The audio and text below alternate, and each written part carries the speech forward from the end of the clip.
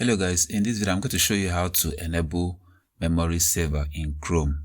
We all know that Chrome eats a lot of memory, which is your system RAM, and if you don't have enough and you want to kind of manage it, I'm going to show you how to manage that in this video. So there's a specific settings provided by Chrome to help you manage your system RAM if you are using too many tabs in Chrome.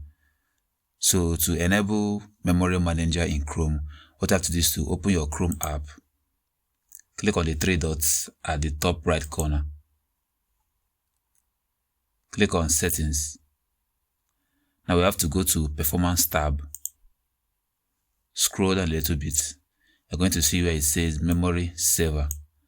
It says Chrome frees up memory from inactive tabs, gives active tabs and other apps more computer resources, and keeps Chrome fast.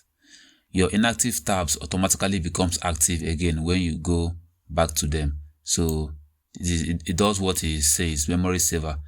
The tabs that are not active is going to kind of hibernate them. Then when you go back to those tabs that are not active, it will bring them alive. So there are three options here to choose from. You have moderate, you have balance, and you have maximum.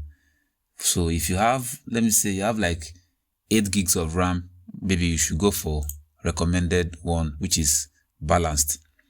If you have like 4 gigs of RAM, which is very low for today's standard, you can go for maximum.